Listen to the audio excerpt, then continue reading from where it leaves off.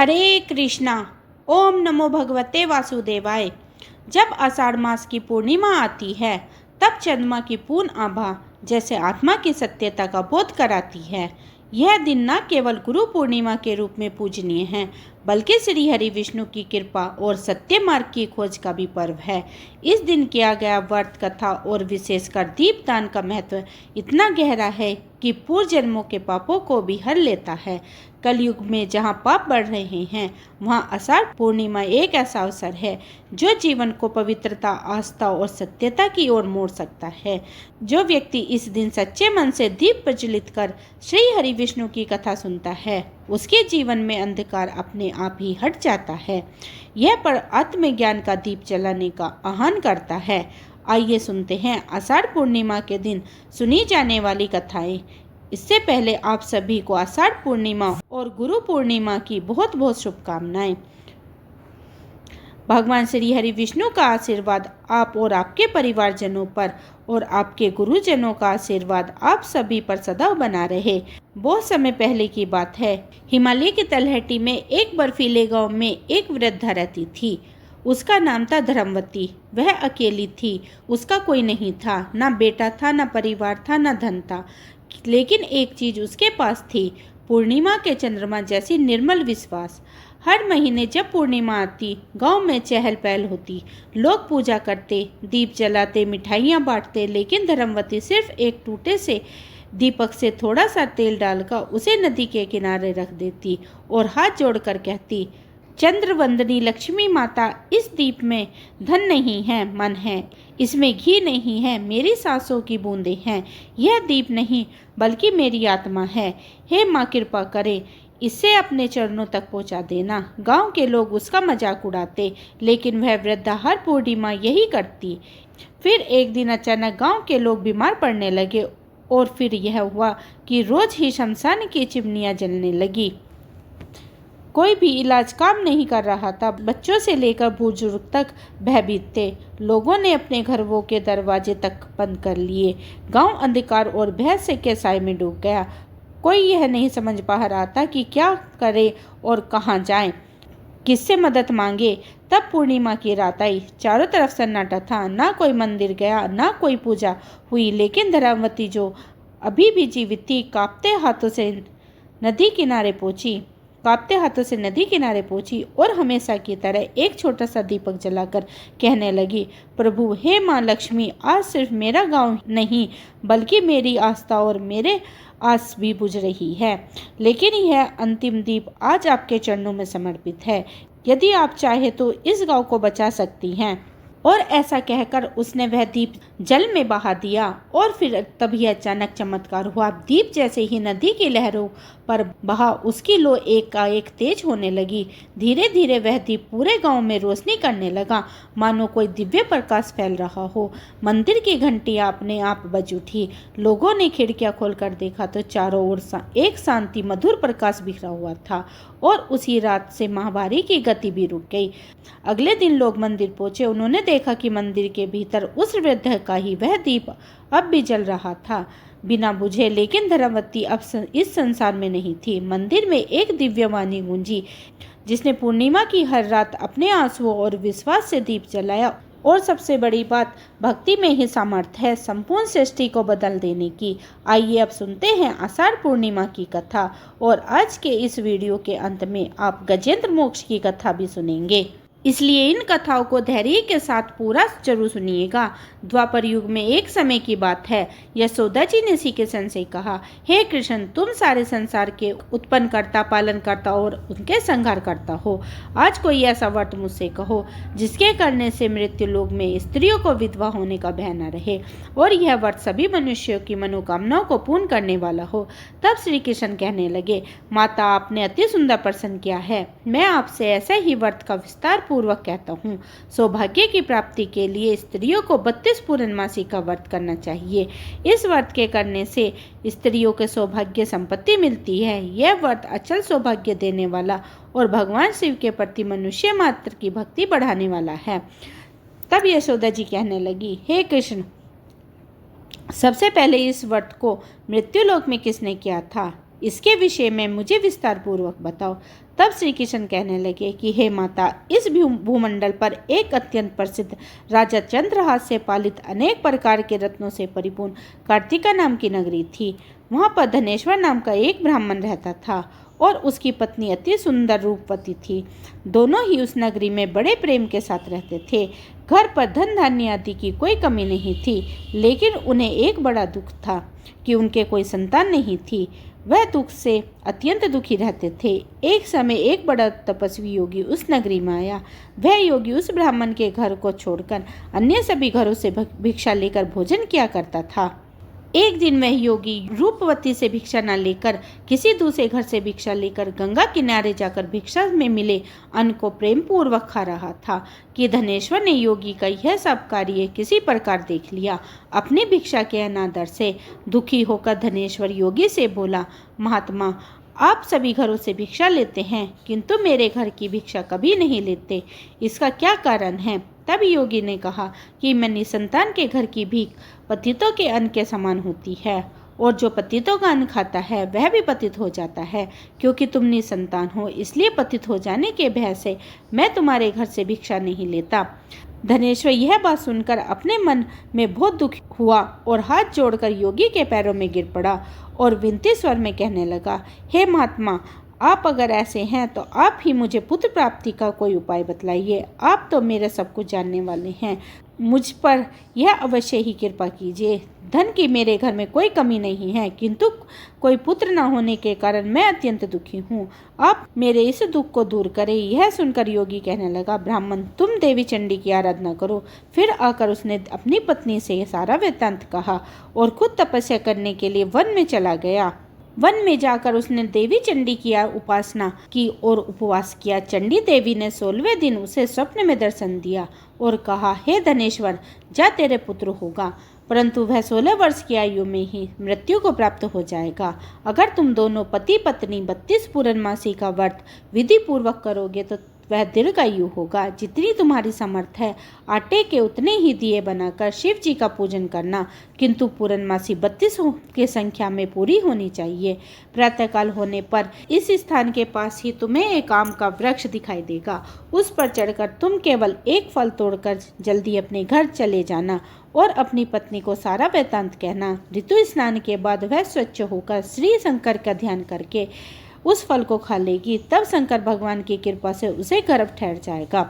जब वह ब्राह्मण प्रातःकाल उठा तो उसने उस स्थान के पास ही आम का एक वृक्ष देखा, जिस पर अत्यंत सुंदर आम का एक फल लगा हुआ था। ब्राह्मण ने उस आम के वृक्ष पर चढ़कर फल तोड़ने का प्रयास किया, किंतु वृक्ष पर कई बार प्रयास करने पर भी वह चढ़ नहीं पाया। अब तो ब्राह्मण को बड़ी चिंता हुई। तब वह विघ्न विनाशक श्री गणेश जी का वंदन करने लगा कि हे दयानिधि, आपने भक्तों के विघ्नों का नाश करके उन्हें मंगलकारी करने के वाले हैं, दुष्टों का नाश करने वाले, रिद्धि सिद्धि देने वाले, आप मुझ पर कृपा करें। प्रभु, मुझे इतना बल दे कि मैं अपने मनोरथों को पूर्ण कर सकूं।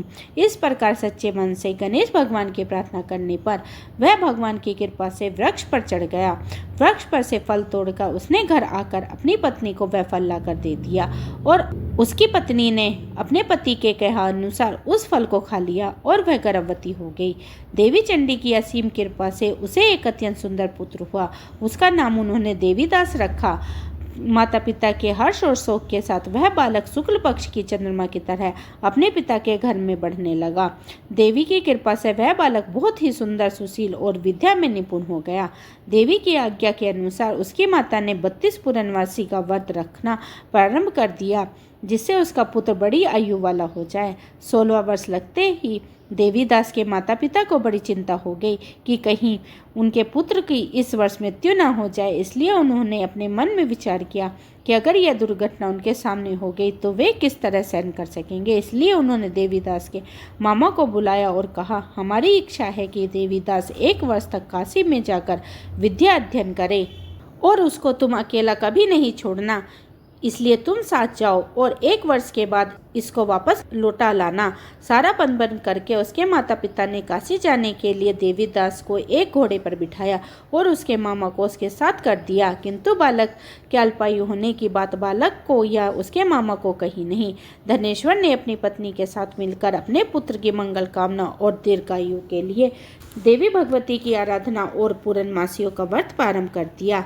इस प्रकार बार बार 32 पूर्णमासी का व्रत किया। कुछ समय बीतने के बाद एक दिन वह दोनों मामा और भांजे रास्ते में रात बिताने के लिए किसी ग्राम में ठहरे हुए थे। उस दिन उस ग्राम में एक ब्राह्मण की अत्यंत सुंदर, सुशील, विदुषी और गुणवती कन्या का विवाह होने वाला था।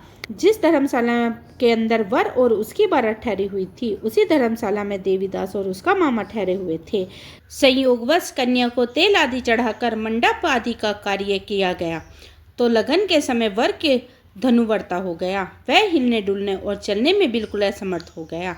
तब वर के पिता ने अपने परिवजनों से परामर्श करके निश्चय किया कि यह देवीदास मेरे पुत्र जैसा ही सुंदर है, मैं इसके साथ ही लगन करा दूं और बाद में विवाह के सभी कार्य मेरे पुत्र के साथ हो जाएंगे।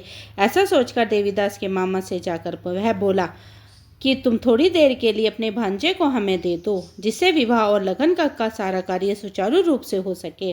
तब उसका मामा कहने लगा कि जो कुछ भी मधुपार का कन्यादान के समय वर को मिले वह सब हमें दे दिया जाए, तो मेरा भांजा इस बारात का दूल्हा बन जाएगा।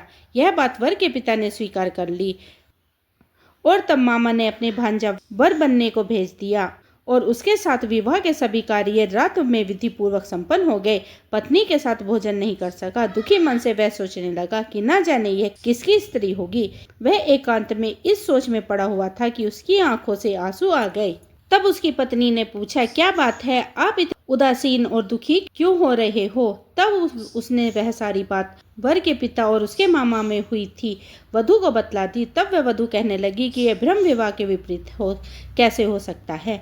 देव, ब्राह्मण और अग्नि के सामने मैंने आपको अपना पति बनाया है, इसलिए आप ही मेरे पति हैं। मैं आपकी ही पत्नी रहूंगी, किसी अन्य की बिल्कुल नहीं। तब देवीदास ने कहा कि ऐसा मत करो, क्योंकि मेरी आयु बहुत थोड़ी है। मेरे मरने के बाद तुम्हारी क्या गति होगी, इस बात की अच्छी तरह से सोच लो। परंतु वह वधु दृढ़ विचार करने वाली थी।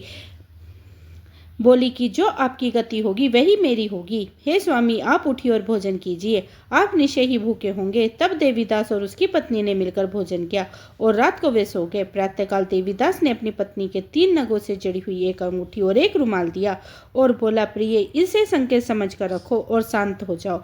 मेरे स्मरण और जीवन जानने के लिए एक पुष्प वाटिका बना लो, उसमें सुगंधित वाली एक नवमल्लिका लगा लो। उसको हर दिन जल से सींचा और आनंद के साथ खेला कूदना और उत्सव मनाना। जिस समय और जिस दिन मेरी मृत्यु होगी वह फूल सूख जाएंगे और जब वह फिर से हरे भरे हो जाए तो समझ लेना कि मैं जीवित हूँ।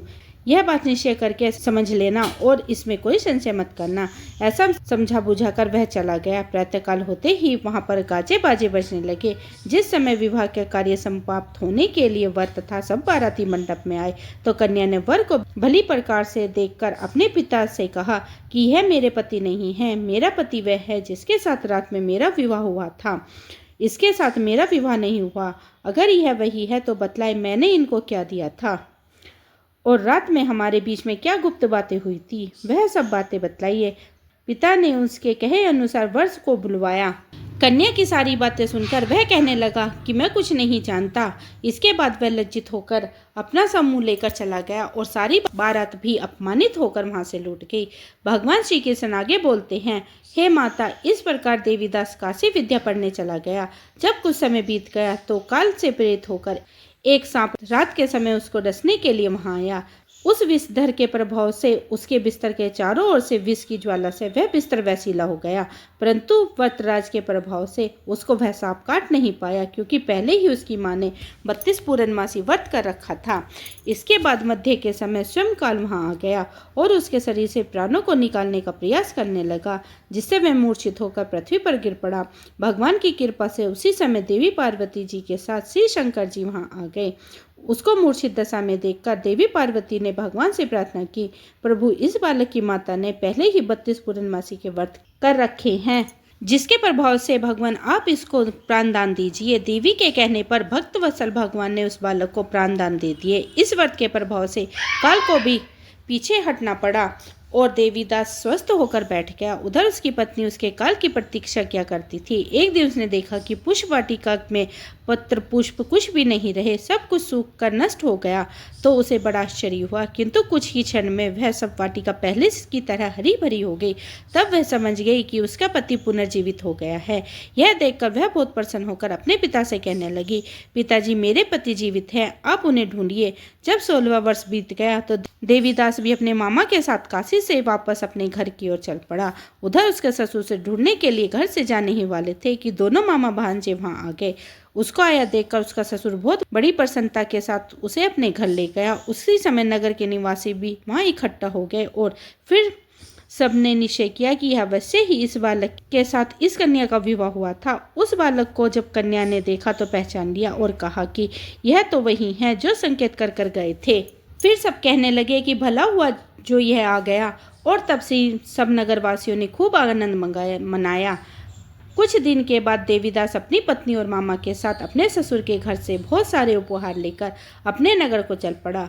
जब वह अपने नगर के निकट गया तो कई लोगों ने उसे देखकर उसके माता पिता से पहले ही जाकर सूचना दे दी कि तुम्हारा पुत्र देवीदास अपनी पत्नी और मामा के साथ आ रहा है। यह सुनकर पहले तो उसे विश्वास नहीं हुआ, किंतु जब और लोगों ने भी आकर उनकी बात का समर्थन किया तब उन्हें बड़ा आश्चर्य हुआ।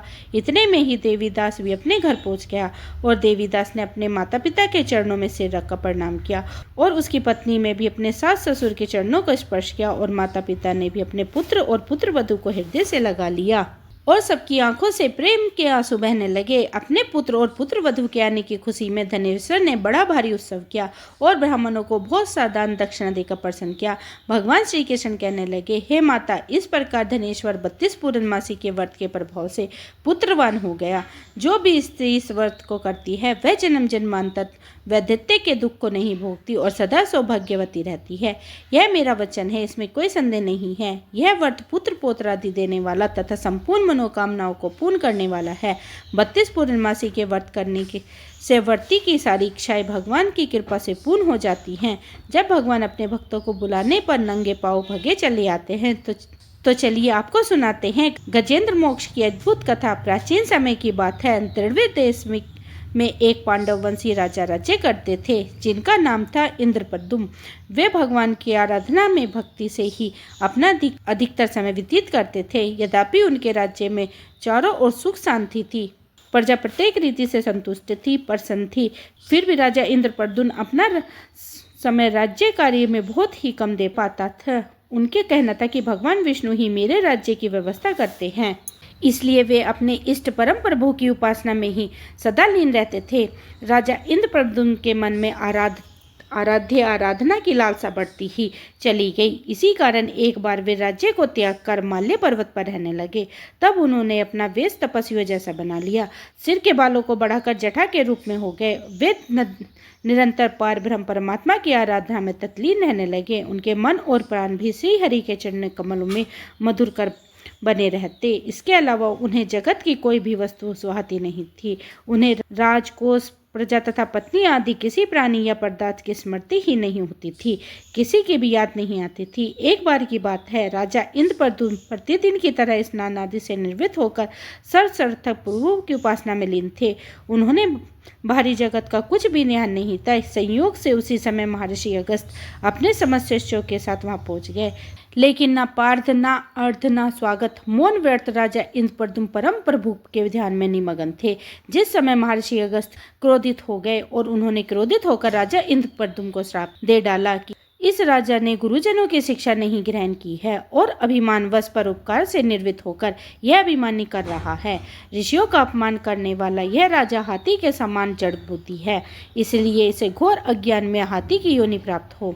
महर्षि अगस्त भगवत भक्त इंद्रप्रद्युम्न को यह श्राप देकर वहां से चले गए। राजा इंद्रप्रद्युम्न ने भी इसे श्री भगवान का मंगलमय विधान समझकर प्रभु के चरणों में सिर रख दिया। छड़ाव में 10 सहस्त्र योजन लंबा और चौड़ा ऊंचा त्रिकुट नामक पर्वत था। वह पर्वत अत्यंत सुंदर और श्रेष्ठ था उस पर्वतराज त्रिकुट की तराई में ऋतु नामक भगवान गरुड़ का कीड़ा कनन था। उसके चारों ओर सुंदर दिव्य वृक्ष सुशोभित थे। वे वृक्ष सदा ही पुष्पों और फलों से लदे रहते थे। उसी कीड़ा कनन ऋतु मान के पास ही पर्वत से त्रिकुट के गहन वन में हाथियों के साथ अत्यंत शक्तिशाली और अमित पराक्रमी गजेंद्र रहा करता था। एक बार की बात है, गजेंद्र अपने साथियों सहित प्यास लगने के कारण बहुत व्याकुल हो रहा था। वह कमल की गंध से सुशोभित वायुओं को सूंघकर एक मन को लुभाने वाली विशाल सरोवर के तट पर जा पहुंचा। गजेंद्र ने उस सरोवर में निर्मल शीतल और मीठल जल में प्रवेश किया। पहले तो उसने जल पीकर अपनी प्यास बुझाई, फिर उस जल में स्नान करके उसने अपनी थकान दूर की। इसके बाद उसने जल क्रीड़ा आरंभ कर दी। वह अपनी सूंड से जल भरकर उसकी फुहारों से हथनियों को स्नान कराने लगा। तभी अचानक गजेंद्र ने सूंड उठाकर चिल्लाना शुरू कर दिया। पता नहीं किधर से एक मगर ने आकर उस गजेंद्र का पैर पकड़ लिया था। गजेंद्र ने अपना पैर छुड़ाने के लिए अपनी पूरी ताकत लगा दी, लेकिन उसका वश नहीं चला। मगर के मुंह से उसका पैर नहीं छूट पाया।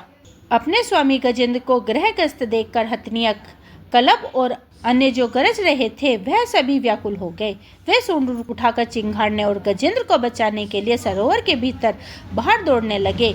उन्होंने पूरा प्रयास किया, लेकिन सफल नहीं हो पाए। वस्तुतः महर्षि अगस्त के श्राप से राजा इंद्रदमन ही गजेंद्र हो गए थे और गंधर्व श्रेष्ठ हूँ महर्षि देवल के श्राप से ग्रह हो गए थे। वे भी अत्यंत पराक्रमी थे। दोनों के बीच इस प्रकार संघर्ष चल रहा था।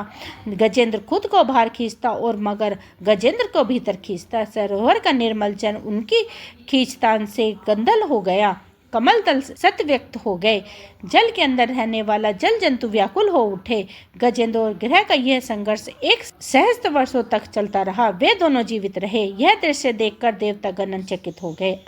अतः एक दिन गजेंद्र का शरीर कमजोर पड़ गया। उसके शरीर में शक्ति और मन में उत्साह नहीं रहा, किंतु जलचर होने के कारण ग्रह की शक्ति की कोई कमी नहीं आई। उसकी शक्ति बल की ओर बढ़ गई। वह नवीन उत्साह से और अधिक ताकत लगाकर गजेंद्र को पानी के अंदर खींचने लगा। असमर्थ गजेंद्र के प्राण अब संकट में पड़ गए। उनकी शक्ति और पराक्रम का अहंकार चूर चूर हो गया। वह पूरी ताकत से निराश हो गया, किंतु पूर्व जन्म के निरंतर भगवत आराधना के फलस्वरूप उसने भगवान की स्मृति हो गई। उसने निश्चय किया कि मैं कराल काल के भय से चराचर प्राणियों के शरण सर्व समर्थन प्रभु के शरण ग्रहण करता हूँ। इस निश्चय के साथ ही गजेंद्र मन में एक और पूर्व जन्म के सीखे श्रेष्ठ सूत्र द्वारा परम प्रभु की स्तुति करने लगा। गजेंद्र की स्तुति सुनकर सर्वदेव स्वरूप भगवान विष्णु प्रकट हो गए। गजेंद्र को पीड़ित देखकर भगवान गरुड़ पर आरूढ़ होकर अत्यंत तेजी से उस सरोवर के तट पर जा पहुंचे।